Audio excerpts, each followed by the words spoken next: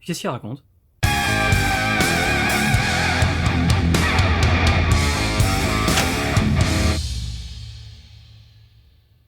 Salut l'ami, bienvenue sur Full Metal Critique. Je suis Al, le critique de métal plein, et à ma droite se trouve Claudius, mon co-animateur en peluche qui à l'instant était un peu en freestyle. Je m'en excuse. C'est ça. Aujourd'hui, le Dupontel Cru 2020, adieu les cons. De quoi ça parle? Suze, célibataire quadragénaire atteinte d'un mal incurable et désireuse de retrouver l'enfant qu'on lui a enlevé alors qu'elle avait 15 ans, part à sa recherche avec l'aide de JB, quinquagénaire venant de rater son suicide, et de Monsieur Blin, archiviste aveugle mais très enthousiaste. Et aventure rocambolesque s'ensuit. De la bouche même de Dupontel, l'idée du film est partie d'une question: que se passerait-il si une femme qui veut vivre mais ne peut plus rencontrait un homme qui peut vivre mais ne veut plus? De ce point de départ intéressant, Dupontel a tiré un film touchant, mais pas totalement convaincant. Au passage, je sais pas si utiliser le terme con dans une vidéo YouTube vaut démonétisation. Alors je sais qu'avec mes 30 abonnés j'en suis encore loin, c'est pas vraiment un problème, mais qu'est-ce que vous voulez, moi je suis comme les Chinois, je me projette sur la durée. 10, 20 ans. Ouais, je suis comme ça moi.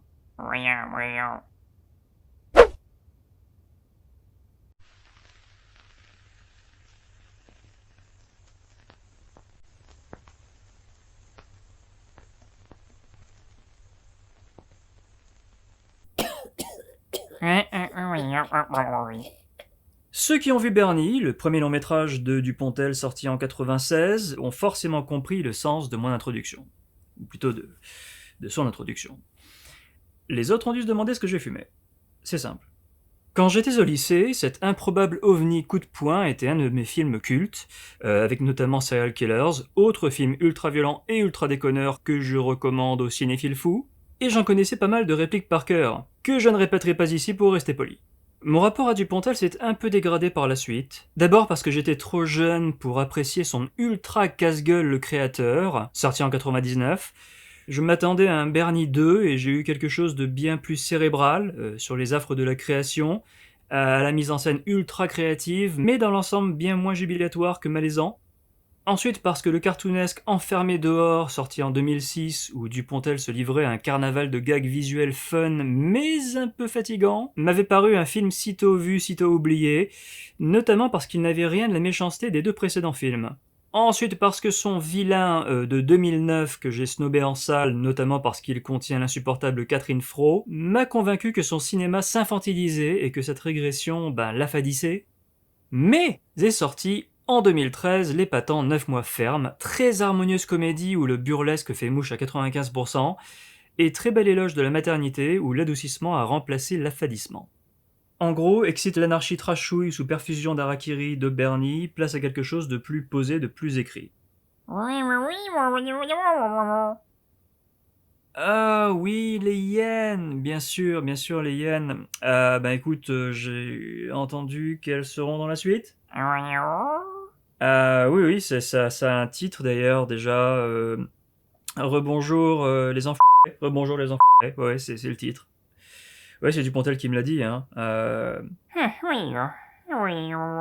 Évidemment, hein, qu'est-ce que la vie sans hyène? Voilà, ça vaut rien, ça vaut rien.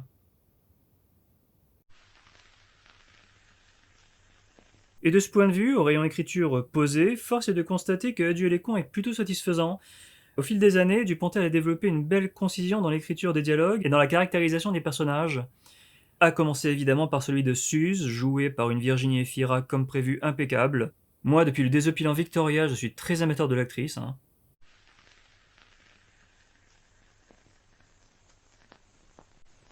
Dupontel nous raconte, en une indéniable économie narrative, un sacré progrès de vie pour nos deux personnages centraux en l'espace de 48 heures, le tout ponctué de pas mal de bons mots, comme « je meurs d'un excès de permanente », et ce sans pour autant négliger, ou trop négliger, j'y reviendrai, le brin de folie qu'on connaît à son cinéma, ici assuré essentiellement par le personnage de l'archiviste aveugle, tout droit sorti d'un film de Jeunet, joué par le chien fou Nicolas Marié, son meilleur habitué pour moi, qui a ici poussé la méthode acteur studio au point de jouer son personnage les yeux fermés.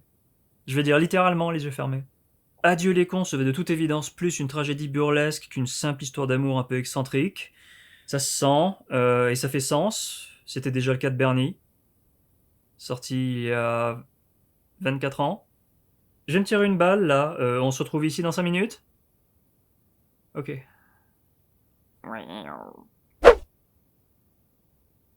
La première chose à reconnaître, c'est que rares sont les cinéastes français dont le cinéma exprime une aussi grande envie de cinéma que Dupontel. Ces films sont de ceux qui sortent de cette torpeur, le 7e art national, pour un résultat inégal certes, mais jamais sans panache. Parce que la raison pour laquelle on remarque cette envie de cinéma, c'est que, elle paye. Sur ce plan, autant dire qu'Au revoir là-haut est une déflagration esthétique, un accomplissement formel qu'à mon sens, Dupontel n'égalera jamais. Et peu importe que je n'ai pas adhéré au film pour des raisons scénaristiques, j'ai trouvé le truc vraiment bien trop décousu. Mais nonobstant ces humbles prétentions, Adieu les cons est le deuxième film le plus réussi visuellement de Dupontel. La photo du film, reprise numériquement à l'étalonneuse, avec ses couleurs chaudes et ses images saturées, ses décors parfois exquis, il arrive même à rendre la défense magique, c'est dire. Son utilisation de la grue, dans une montée d'escalier en colimaçon par exemple. La seule faute de goût que j'ai relevée, ce sont les flashbacks centrés sur la grossesse de Suze adolescente. C'est un peu kitsch, mais rien de grave. Bon, il aurait pu se passer de les ressortir pour le générique de fin, mais j'insiste, rien de grave. Dupontel a toujours été un trublion. C'est un antisystème, dans ce que ça a de plus naïf, c'est vrai, mais aussi dans ce que ça a de plus amusant et rafraîchissant. Son cinéma aime les coups de pied dans la fourmilière, comme dans Bernie bien sûr, qui confrontait à la réalité faussement proprette la folie de son héros, ou encore dans Enfermé dehors, critique d'une société hygiéniste où l'on vaporise les SDF. Et dans 9 mois ferme, les juges d'instruction sont encore plus barrés que le cambrioleur joué par Dupontel. La société de son film est en parfaite résonance avec la nôtre.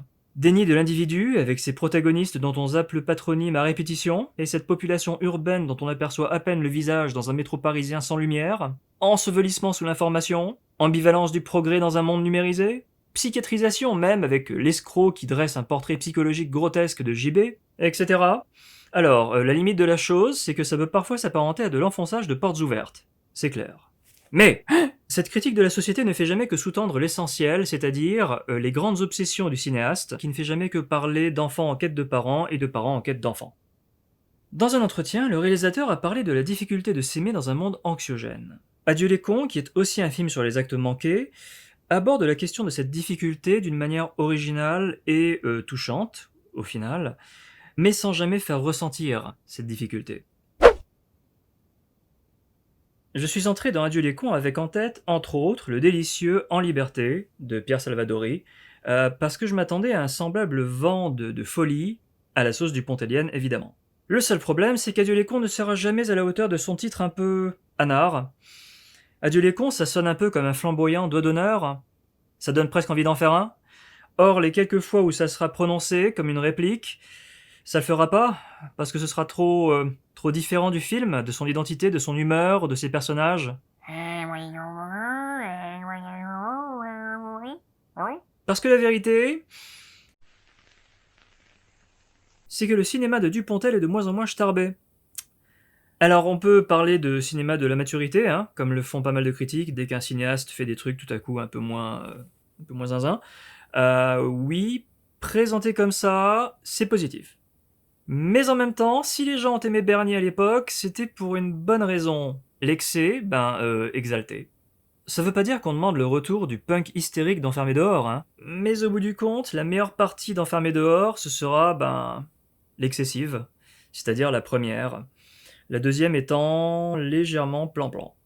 Par exemple, une fois que Jackie Berroyer sera de la partie, la poésie basculera dans le mignonnet, dans l'inoffensif. Le film est très court, comme presque tous les Dupontel, 1h27, et pourtant le film arrive à connaître un petit coup de mou, à mi-chemin. Je sais pas comment il s'en est sorti. Pour moi, c'est parce que Dupontel a fini par se perdre dans son petit monde.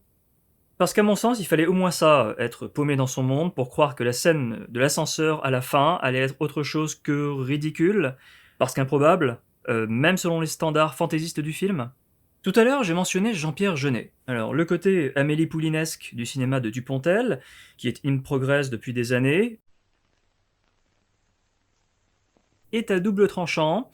Soit c'est bien employé, et dans ce cas-là, ça peut donner quelque chose de charmant, soit c'est mal employé, et d'une, ça alourdit la guimauve, De deux, ça braque les gens qui ont déjà du mal avec Jean-Pierre Jeunet. Et ils sont pas si rares.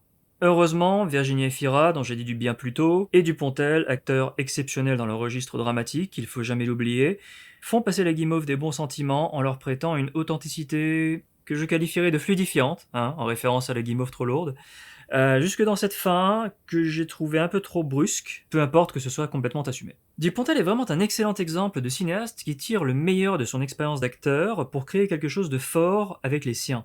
Son empathie vis-à-vis de ses personnages, mais aussi de ses acteurs, avec l'aide du cabotinage de Nicolas Marié, sont ce qui sauve le troisième acte du film. Et en font au final un bon Dupontel. Mais avant de finir, une brève revue de quelques passages de critiques presse mis en exergue sur le site d'Allociné. Pas besoin de préciser que je ne me pose pas en détenteur de la vérité universelle, ce n'est que mon avis sur des avis. Et en parlant de ça, puisque j'ai plutôt aimé le film, et qu'il faut bien que l'exercice soit fun, focus sur les... Les cahiers du cinéma semblent regretter l'insolence des anciens Dupontel. C'est mon cas aussi, mais vous l'avez compris, si vous cherchez du subversif avec le Dupontel mature, évitez. Puis il parle de récup opportuniste du sujet des violences policières, ou comment projeter ses obsessions bien sévèrement. Les Inrocks, eux, parlent, en écriture inclusive évidemment, de grandiloquence kitsch. J'ai moi-même parlé de kitsch tout à l'heure, mais pour le limiter à certains passages. Dans l'ensemble, le film est grandiloquent, oui, mais kitsch, je vois pas. Haut en couleur et kitsch, c'est pas la même chose. Libération parle d'un after hours rabougri et d'une tour impersonnelle. Alors ça fait référence au jubilatoire et complètement fou voyage au bout de la nuit new-yorkaise de Martin Scorsese, et je vois pas le rapport. 1. Parce que l'action du Dupontel se passe autant de jour que de nuit. 2. Parce que ses protagonistes sont à la recherche de quelque chose de positif, alors que celui du Scorsese cherche à fuir un monde interlope craignos. 3. Que l'univers de Scorsese n'a pas grand-chose à voir avec Jean-Pierre Jeunet. Quant à la tour impersonnelle, c'est une tour de la défense, quoi. C'est l'idée. Le contre de Télérama parle quant à lui de films conformistes. Alors j'ai parlé d'enfonçage de portes ouvertes dans mon chapitre dédié à la critique de la société à laquelle s'est livré Dupontel. C'est louable mais complètement inoffensif. En revanche, je ne parlerai pas de conformisme parce que je n'ai pas senti de volonté de Dupontel de se conformer. De toute évidence. Enfin, je partage plutôt ce sentiment du critique de Paris Match. Voilà l'ami, c'était ma critique d'Adieu les cons, Dupontel pas inoubliable mais sympathique, c'est déjà pas mal de nos jours, et mine de rien mon troisième préféré du cinéaste, après Bernie et 9 mois ferme, auquel je donne la note de 7 manchots sur 10. Et toi ?